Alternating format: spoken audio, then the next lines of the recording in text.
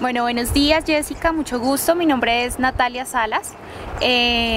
Somos estudiantes de la Universidad Jorge Tadeo Lozano y en este momento estamos haciendo como tal una investigación acerca del uso y reciclaje como tal de las llantas. Mi nombre es Jessica Nomeski, soy diseñadora industrial, tengo una especialización en manejo integrado de medio ambiente, soy magíster en ingeniería ambiental.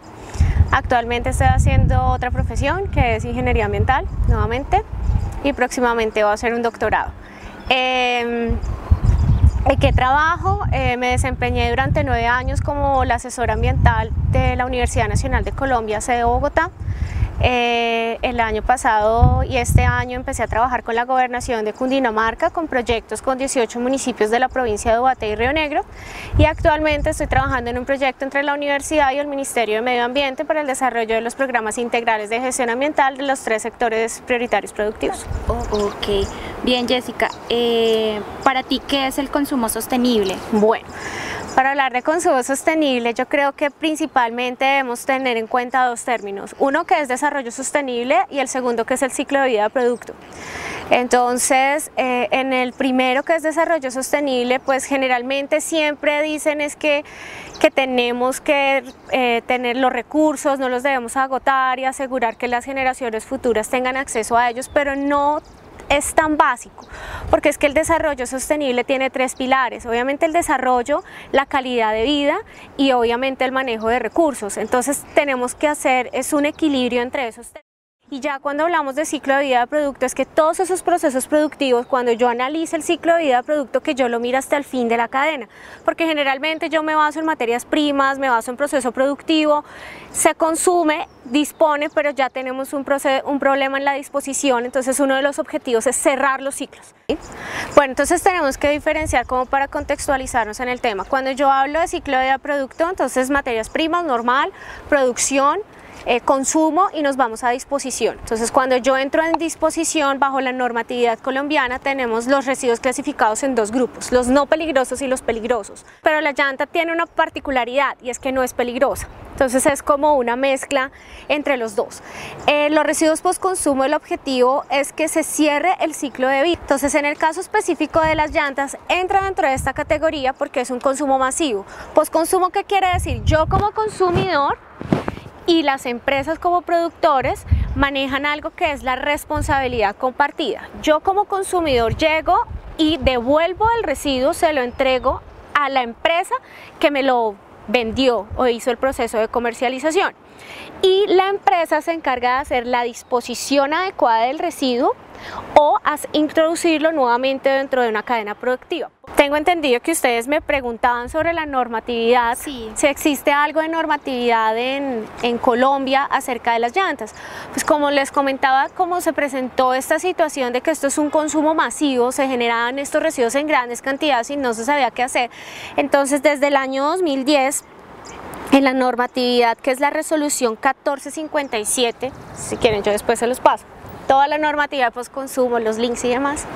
Entonces ellos sacaron esta normatividad de postconsumo donde dice sí, efectivamente las empresas que hacen la comercialización de este tipo de llantas tienen que establecer unos puntos de acopio para que las personas puedan entregar todas estas llantas. Depende del RIN, de las condiciones, no es lo mismo una llanta de un tractor o una llanta de un vehículo RIN 14, ¿sí?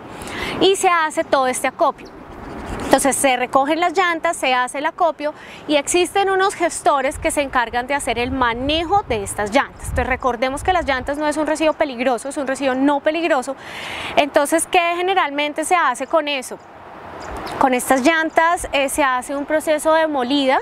Entonces se coge el caucho, se muele todo el material, se sacan bolitas como unos pellets y con el material metálico, ese material se puede reciclar porque es como acero. Se puede hacer un proceso de reciclaje. Entonces, ¿en qué se está utilizando? En Colombia, ¿qué están haciendo? Pues están sacando el pellet y lo están utilizando como sistema de carga para procesos civiles, de ingeniería civil, de pavimentos y demás. Se está utilizando. Se está haciendo productos a partir de llantas, entonces sacan bolsos, carteras, suelas de zapatos, ¿sí? Ok, entonces, ¿qué entidades participan de la recolección de las llantas y pues cómo es el manejo. Bueno, entonces, como les había comentado, está la ANDI y se manejan unos programas, pero también existen gestores externos. Y estos gestores externos hacen el tratamiento de la llanta. Generalmente cuando yo, digamos, persona natural, voy a entregar llantas, yo tengo, eso hacen un registro. Eso no es simplemente que yo vaya y la entregue ahí de chévere, no, me hacen un registro. Jessica Nomedes que entregó una llanta de tanto, ¿sí? Porque debe tener un control, porque acuérdense que debe existir una responsabilidad compartida. Entonces se hace todo un registro y ya cuando se hace la disposición, como para cualquier tipo de residuo, debe existir una licencia ambiental que acredite a esa empresa para hacer ese tratamiento de ese residuo.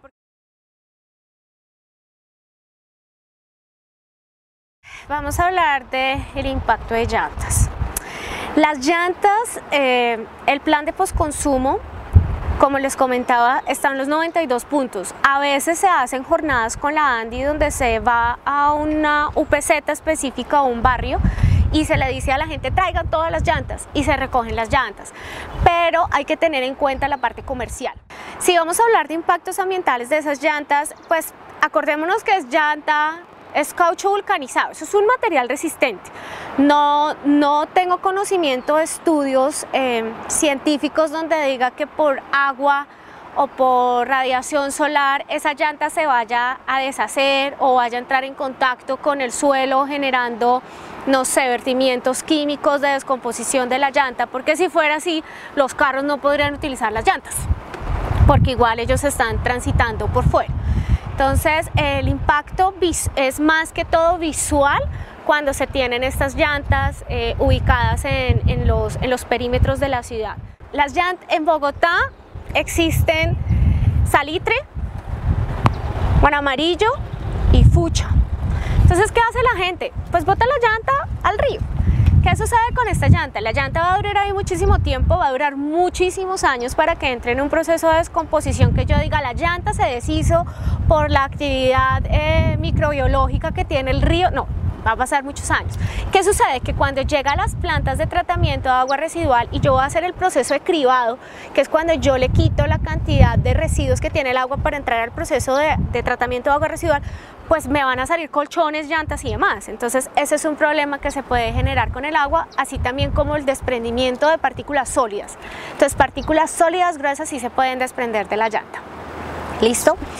En cuanto a emisiones atmosféricas, que eso es algo que es importante que ustedes aclaren, porque eso se generó un boom pues de la quema de Fontibón. Una llanta por sí sola no va a entrar en proceso de ignición. No existe la justificación técnica para que eso suceda, porque si fuera así, entonces cuando van los carros a mucha velocidad por la fricción, pues la llanta se incendia. Pero ya cuando se incendia, entonces existe la posibilidad. ¿Por qué lo incendiaron? Pues posiblemente porque acuérdense que la estructura de la llanta es acero. Entonces si yo hago un proceso de incineración, pues voy a tener todo el material metálico y lo puedo vender. Puede ser una de las razones, o sea, estoy acá haciendo suposiciones. La segunda, y ya cuando yo le empiezo a hacer un proceso de incineración, pues entonces empiezo a generar gases, efecto invernadero y lo más importante, que es creo que lo que decía la comunidad de Fontibón, empiezo a generar muchísimo material particulado de 10 micras o 2.5, que el problema es que empieza a generar problemas respiratorios a la comunidad. Listo, que eso es lo principal que puede generar el material particulado. Por eso es que cuando se ve así muy denso, muy negro, tenemos mucha cantidad de material particulado.